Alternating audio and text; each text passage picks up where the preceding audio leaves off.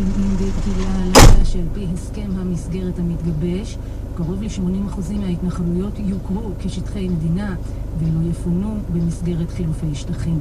בשיחה עם מנהיגים יהודיים שצוטטה בתקשורת, הוסיף אינדיק שאבו מאזן אינו מתנגד לכך שהמתנחלים שישארו בשטחי המדינה הפלסטינית יהפכו לאזרחיה.